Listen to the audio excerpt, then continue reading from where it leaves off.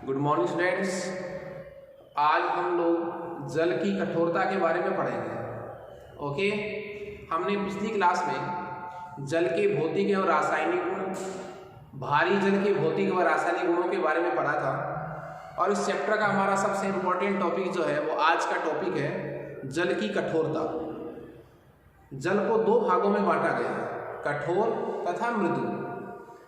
जल के ये दो प्रकार किस आधार पर बनाए गए हैं कि वह जल साबुन के साथ झाग बनाता है या नहीं बनाता है। तो साबुन के साथ झाग बनाने के आधार पर जल को दो भागों में बांटा गया है, कठोर जल तथा मृदु जल।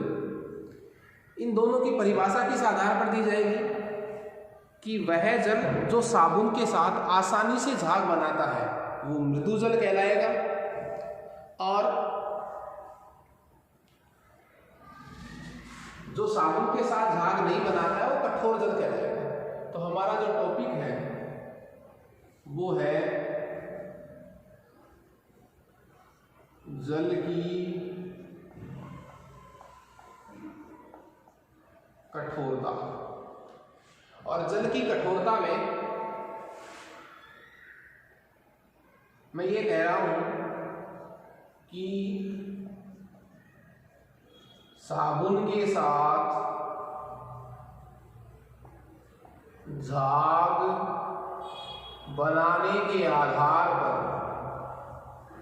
साबुन के साथ झाग बनाने के आधार पर जल के दो प्रकार हैं साहब। जल के कितने प्रकार हुए? दो। एक तो होगा मृदु जल और एक हुआ कठोर जल। मृदु जल किसको कहेंगे? जो साबुन के साथ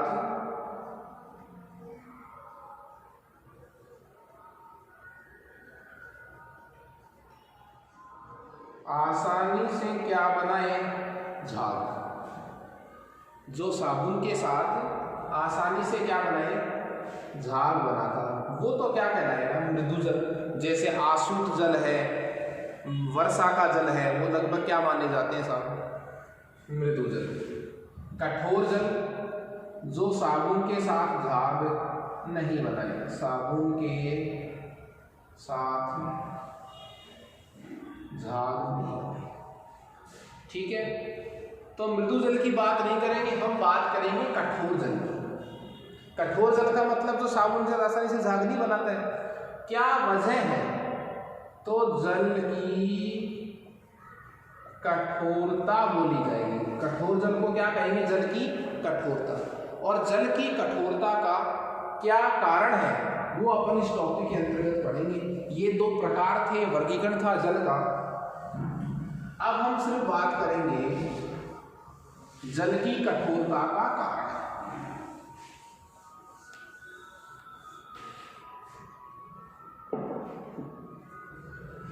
हम बात करेंगे जल की कठोरता का कारण। ठीक है, हम देखिए जल की कठोरता वाले टॉपिक को कुछ विभिन्न पॉइंट्स के अंतर्गत पढ़ेंगे। इस टॉपिक को समझने के लिए मैं उसी पैटर्न से आपको पढ़ा रहा हूं कि सबसे पहले हमने परिभाषा पढ़ी कठोर जल की, मृदु जल की, क्यों वर्गीकरण किया गया था वो पढ़ा। अब बात कर रहे हैं जल की कठोरता। तो कठोर जल किस कारण से कठोर है? किस कारण से वो साबुन के साथ आसानी से झाग नहीं दे रहा? कठोर का मतलब यही है क्या वो साबुन के साथ क्या नहीं बना रहा? झाग नहीं बना रहा। तो ऐसी क्या वजह है कि जल जो है वो कठोर है? तो मेरा जो टॉपिक है उसका पॉइंट क्या है कि जल की कठोरता का कारण। देखिए, जल में यदि क्या पढ़े, कैल्शियम और मैग्नीशियम के धातु तो क्या है? दो। कौन सी? कैल्शियम तथा मैग्नीशियम। कैल्शियम तथा मैग्नीशियम का कैसा लवण बाइकार्बोनेट लवण, कैल्शियम तथा मैग्नीशियम के बाइकार्बोनेट लवण। ठीक है, कैल्शियम व मैग्नीशियम के बाइकार्बोनेट लवण की वजह से जल में कठोरता आती है। और मैं ये कह सकता हूं कि कठोरता के दो प्रकार हो गए। एक कैसा प्रकार हो गया, अस्थायी कठोरता। कैसी कठोरता होगी, अस्थायी। और एक जो है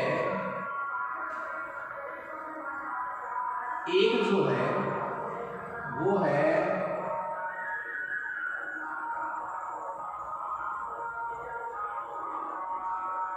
स्थायी कठोरता। तो जल की कठोरता के दो प्रकार हो गए, अस्थायी कठोरता और स्थायी कठोरता। दोनों की यदि मैं परिभाषा दूं कि अस्थायी कठोरता किसे कहेंगे, जल में उपस्थित वह कठोरता जो उबाल कर गर्म करने से दूर हो जाती है। मतलब यदि किसी कठोर जल को गर्म करने से वो मृदु जल में बदल जाता है, इसका मतलब उसमें अस्थायी कठोरता थी। और यदि जल की कठोरता उबालने से दूर नहीं होती है, इसका मतलब उसमें कैसी कठोरता है, स्थायी कठोरता है, वो उबाल कर दूर नहीं होती। तो जल की कठोरता के दो प्रकार हो गए, अस्थायी कठोरता और एक क्या, स्थायी कठोरता। जो उबाल कर दूर हो जाए वो अस्थायी, जो उबाल कर दूर नहीं हो वो क्या कहलाएगी, स्थायी कठोरता। देखिए, मान लीजिए दोनों का रीजन में पढ़ रहा हूं। अस्थायी कठोरता किसकी वजह से आएगी, कैल्शियम व मैग्नीशियम के, कैल्शियम व मैग्नीशियम के बोलो बाइकार्बोनेट लवण, कैल्शियम तथा मैग्नीशियम के क्या, बाइकार्बोनेट लवण की वजह से। बाइकार्बोनेट का मैं सूत्र लिख सकता हूं, ये तो हो गया कैल्शियम बाइकार्बोनेट, या फिर क्या हो, मैग्नीशियम बाइकार्बोनेट, कैल्शियम बाइकार्बोनेट और चाहे क्या हो, मैग्नीशियम बाइकार्बोनेट।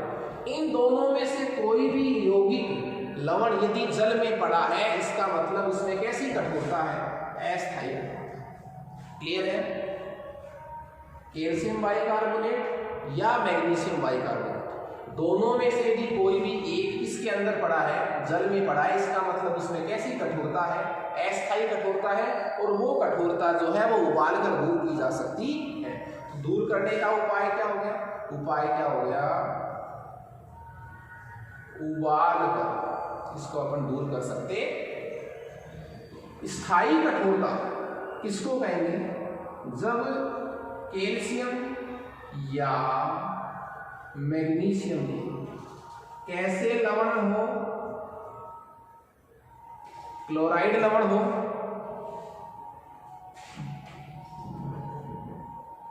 या सल्फेट लवण हो,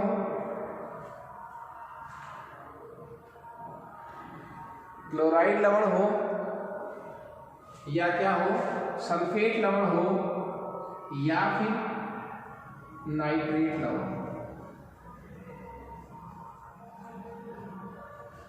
इनकी वजह से कैसी कठोरता आएगी, बोलो स्थायी कठोरता। कहने का मेरा मतलब क्या हुआ, कैल्शियम या मैग्नीशियम धातु का कैसा लवण हो, क्लोराइड लवण हो, तो मैं लिख देता हूं। कहने का मतलब यदि जल में क्या पड़ा हो, कैल्शियम क्लोराइड पड़ा हो, मैग्नीशियम क्लोराइड पड़ा हो,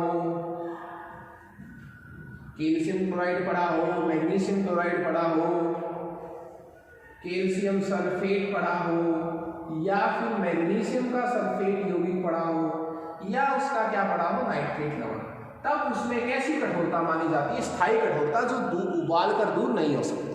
क्लियर है। तो ये मेरा टॉपिक था जल की कठोरता का कारण। अस्थायी कठोरता बाइकार्बोनेट लवणों की वजह से होती है और स्थायी कठोरता जो है वो सल्फेट, नाइट्रेट व क्लोराइड लवणों की वजह से होती है। लवण का मतलब यौगिक, यौगिक किसका होना चाहिए, कैल्शियम तथा मैग्नीशियम का। और ये दोनों ही जो लवण है वो क्या है, विलयशील लवण है ऐसा। क्या है ये? विलेसी लवण, जो जल में घुले रहते हैं। क्लियर है? देखिए यहां से एक बहुत अच्छा प्रश्न हम पढ़ने जा रहे हैं।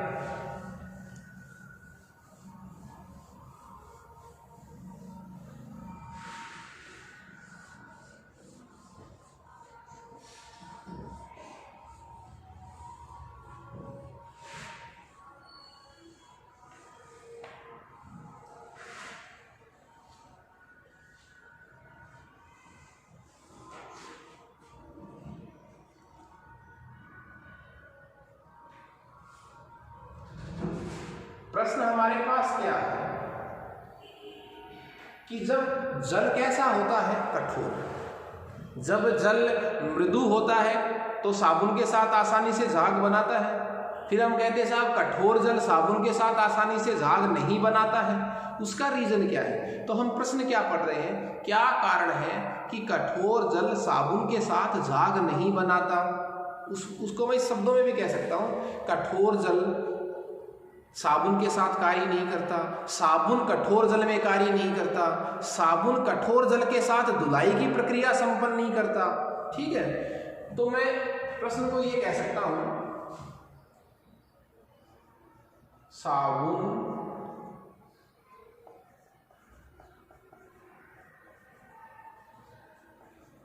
कठोर जल में, साबुन बोलो कठोर जल में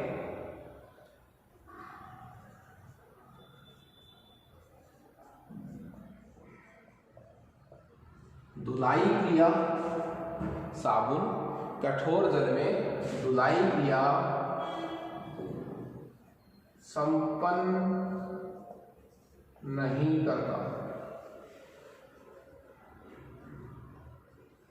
क्यों? साबुन कठोर जल में धुलाई क्रिया संपन्न नहीं करता है, क्यों? देखिए साबुन क्या होता है? वसीय अम्लों का सोडियम या पोटेशियम लवण। वसीय अम्लों का सोडियम तथा क्या? पोटेशियम लवण। तो वसीय अम्लों का सोडियम तथा पोटेशियम लवण जो है वो क्या कहलाता है? साबुन कहलाता है। ठीक है, तो मैं साबुन का सूत्र लिख रहा हूं, किसी भी साबुन का C17H35 COONA। ये तो क्या है? साबुन। ठीक है, इसका नाम भी लिख देता हूं मैं, इसका नाम हो गया सोडियम स्टीयरेट। Sodium stearate. और इसको किसमें घोला गया है? मान लीजिए कैसे जल में? कठोर जल में। सोडियम स्टीयरेट को कठोर जल में घोला गया है। तो कठोर जल में घोला गया, तो कठोर जल में मैं किसी भी लवण को लिख देता हूं साहब, कोई सा भी लवण लिख देता हूं कि उसमें ये लवण पड़ा है। ठीक है, मैं लिख देता हूं लोसा, कैल्शियम क्लोराइड पड़ा है उसमें। अब देखो कठोर जल क्यों कह रहा हूं, इसमें क्या पड़ा है? कैल्शियम का क्लोराइड लवण। इसका मतलब ये कैसा जल है? कठोर जल है। तो जैसे ही मैंने कठोर जल में साबुन को यूज किया तो झाग नहीं बनेगी, तभी तो बोला गया इसको कैसा जल? कठोर जल। तो प्रश्न क्या था कि साबुन कठोर जल में धुलाई क्रिया संपन्न नहीं करता है, झाग नहीं बनाता है। क्यों? जैसे ही आपने कठोर जल में साबुन को घोला, ये कैसा लवण है? ये लवण है विलेसी लवण। ये कैसा लवण है? विलेसी लवण। ठीक है, ये विलेसी लवण है। और ये विलेसी क्या है? लवण है। जैसे इससे क्रिया करेगा ये चेंज हो जाएगा C17H35 COO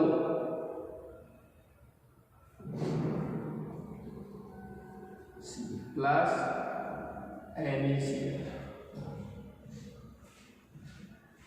ठीक है, अब ये क्या बन गया? देखो सोडियम स्टीयरेट जो था वो तो क्या कैसा था? घुलनशील, मतलब विलेयशील। कैसा था? विलेयशील। और ये क्या था? ये नाम हो गया कैल्शियम स्टीयरेट। और ये क्या है? अघुलनशील। ये क्या है? अघुलनशील। तो ये तो विलेयशील था, ये लवण भी विलेयशील था। जैसे ही क्रिया हुई यौगिक क्या बढ़ गया? अघुलनशील। और किसमें घुलनशील? जल में। जल में घुलनशील। अब जल में नहीं घुलेगा तो झाग कहाँ से आएंगे? तो ये क्या करता है, जैसे ही साबुन को अपन कठोर जल में यूज करते हैं वो झाग तो बनाता नहीं और कपड़े से चिपक जाता है। तो कई बार आपने देखा होगा किसी जल के साथ अपन किसी साबुन को यूज करते हैं तो कई बार झाग नहीं बनते, साबुन चिपक जाता है कपड़े के। इसका मतलब वो जल कैसा है? कठोर जल है। ठीक है, तो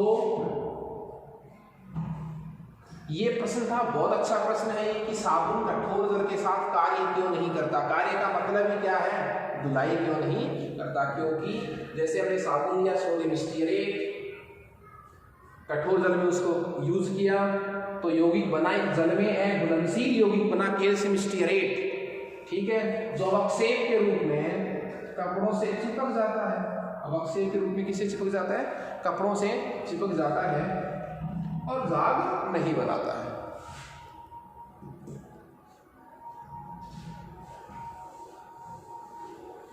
इसके बाद अब तक हमने कठोरता वाले टॉपिक में क्या पढ़ा है? जल का वर्गीकरण, कठोर जल, मृदु जल, कठोर जल और मृदु जल, ये दो वर्गीकरण थे। उसके बाद कठोरता के दो प्रकार थे, स्थायी कठोरता और अस्थायी कठोरता। क्यों वजह थी उनकी वो भी हमने पढ़ लिया। साबुन कठोर के जल के साथ काम नहीं करता है, ये प्रश्न भी हमने पढ़ लिया। अब हम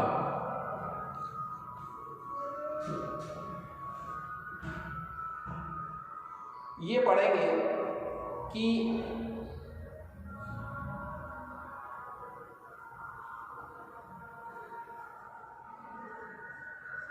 जल की कठोरता को दूर करने के उपाय। जल की कठोरता दूर करने के उपाय।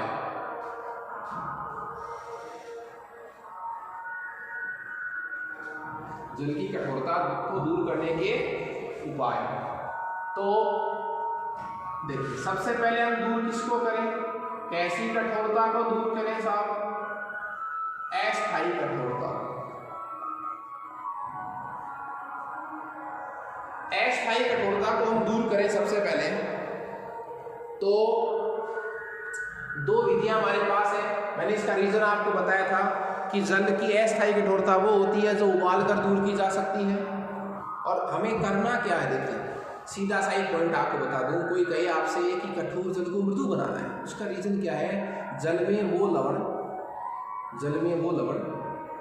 जो कठोरता के लिए जिम्मेदार होते हैं उनको वहां से क्या करना है? चेंज करना है। क्लियर है? जैसे मैंने कहा कैल्शियम की क्लोराइड, सल्फेट और नाइट्रेट लवण जब होते हैं तो स्थायी कठोरता उत्पन्न करते हैं। अब उसको कुछ कैसे दूर करें? तो साहब उन लवणों को आप किन्हीं और लवणों में चेंज कर दीजिए, फिर कठोरता अपने आप क्या हो जाएगी? दूर हो जाएगी। अस्थायी कठोरता बाइकार्बोनेट लवणों की वजह से होगी। तो कैसे दूर की जाए? उसकी पहली विधि जो हमारे पास है वो है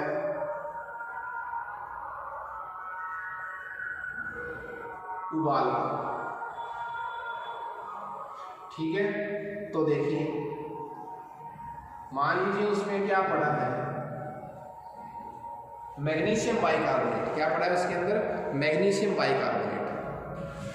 आप जब इसको गर्म करेंगे तो ये चेंज हो जाएगा मैग्नीशियम हाइड्रोक्साइड में प्लस CO। बैलेंस मैंने आपको नहीं किया। अब देखो साहब, ये तो स्थायी कठोरता के लिए, अस्थायी कठोरता के लिए जिम्मेदार था।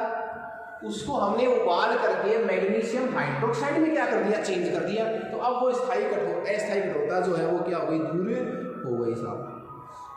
तो ये तो कैसा लवण था, विलेयशील, और आपने इसको इसमें चेंज कर दिया अविलेयशील में, तो अपने आप वो जल के कहाँ रह जाएगा, नीचे। तो विलेयशील लवण को आपने उबाल कर, मैग्नीशियम बाइकार्बोनेट जो विलेयशील था उसको उबाल कर आपने अविलेयशील मैग्नीशियम हाइड्रोक्साइड में क्या कर दिया बताओ, चेंज कर दिया साहब। ठीक है, दूसरी विधि की बात करूं मैं,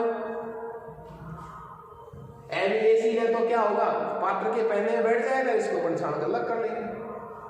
दूसरी विधि की मैं बात करूं, क्लार्क विधि।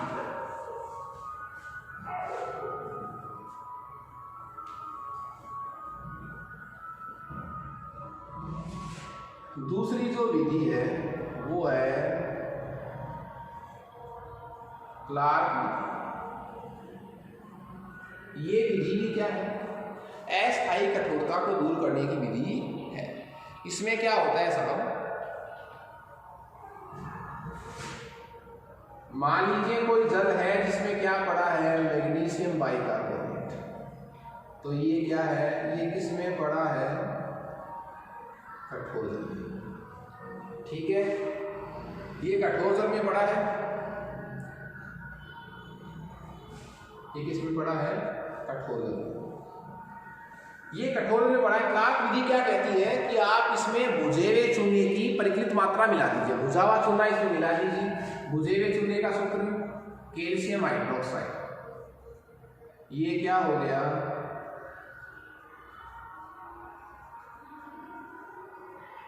भुजा हुआ चूना। कठोर जल मैग्नीशियम बाइकार्बोनेट जो विलेयशील लवण होता है, ये क्या है, विलेयशील, इसलिए जल क्या था, कठोर था। हमने भुजे हुए चूने से इसकी रिएक्शन करवाई, क्या बन गया, कैल्शियम कार्बोनेट। ये पानी में नहीं घुलता तो पात्र के कहाँ बैठ जाएगा, पहले में। ये क्या बन गया, कैल्शियम कार्बोनेट क्या हो गया, अविलेयशील। क्या बन गया, अविलेयशील। ठीक है, दूसरा बना मैग्नीशियम हाइड्रोक्साइड, ये भी क्या है, अविलेयशील। देखो ये जो था ना मैग्नीशियम बाइकार्बोनेट, ये तो पानी में क्या था, घुलने वाला था, तो जल क्या था, अस्थायी रूप से कठोर था। हमने क्रिया किससे करवाई, भुजे हुए चूने से।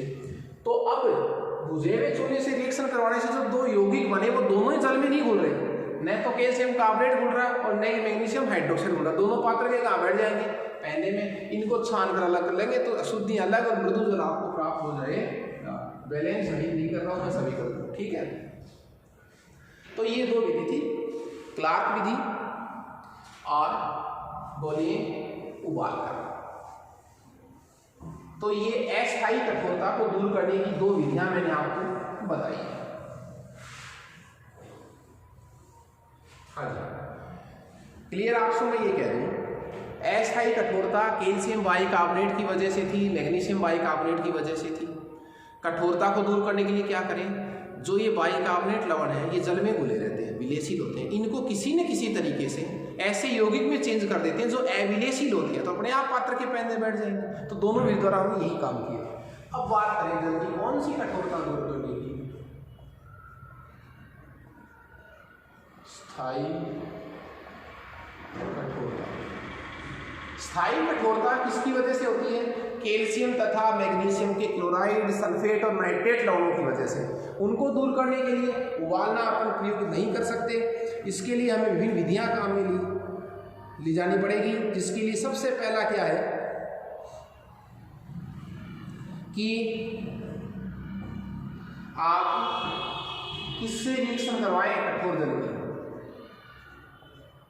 धावन सोडे से। किससे रिएक्शन करवाएं, धावन सोडे से। धावन सोडे से इसकी रिएक्शन करवाएं तो देखो, मान लीजिए आपके पास कैल्शियम क्लोराइड है, कैल्शियम क्लोराइड है आपके पास, या मैग्नीशियम सल्फेट है। ये सब वो लवण है जो कठोरता को स्थायी बनाते हैं। प्लस धावन सोडा, Na2CO3, प्लस Na2CO3, ये धावन सोडा। और ये दोनों लवण किसके हैं?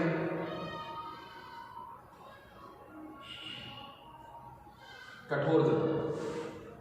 ठीक है, उसके बाद देखिए ये बन जाएगा NaCl प्लस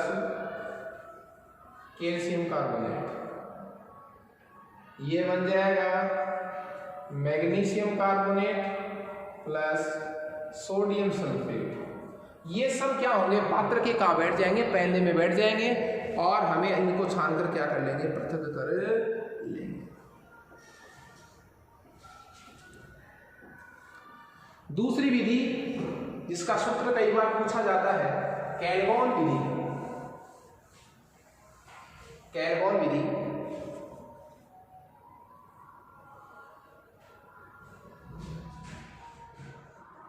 दूसरी विधि है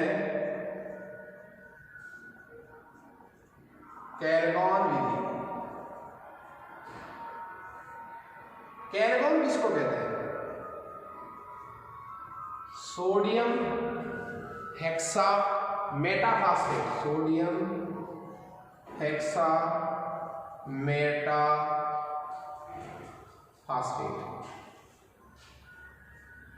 Na6P6O18, ये इसका क्या होता है? जिसको कैल्गॉन कहते हैं, सोडियम हेक्सा मेटाफास्फेट। और इसको जब हम कठोर जल के साथ क्रिया करेंगे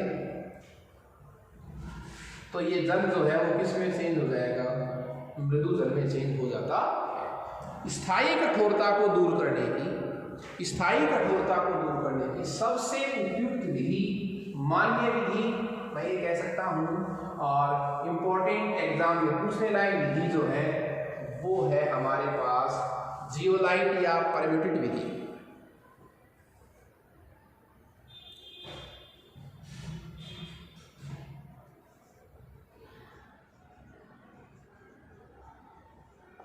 जियोलाइट विधि या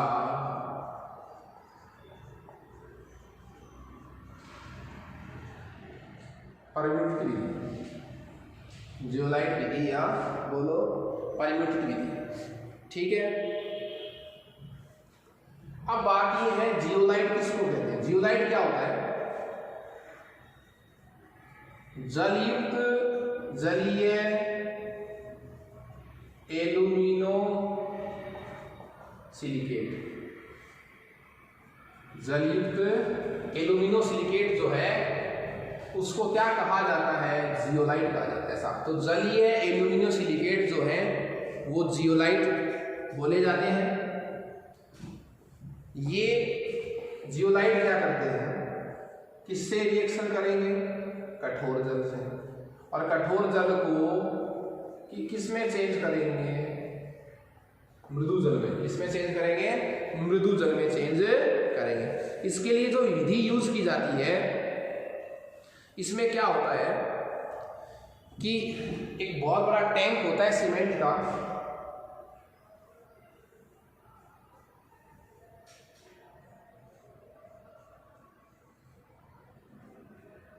सीमेंट का एक बहुत बड़ा क्या होता है, इसमें टैंक होता है, और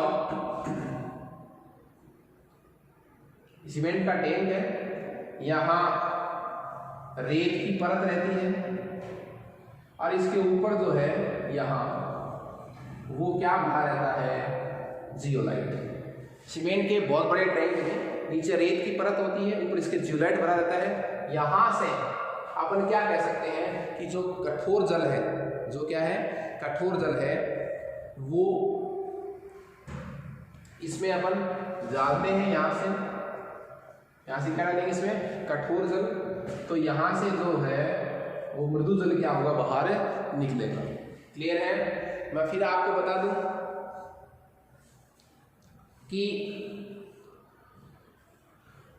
सीमेंट के बहुत बड़े टैंक में नीचे रेत की परत होती है, ऊपर परम्यूटेड की परत होती है। इस सिरे से कठोर जल को डाला जाता है, आयनों का विनिमय होता है, कठोर जल मृदु में चेंज होता है। वो कहाँ से निष्कासित होता है? इस साइड से निष्कासित हो जाता तो ये जियोलाइट की परिभाषा भी आपसे कई बार पूछ सकते हैं। परम्यूटेड बीसी का नाम है और ये सबसे जो है वो इम्पोर्टेंट विधि है। वैसे आजकल जो है वो आयन विनिमय विधि को यूज किया जाता है। Okay, thank you students.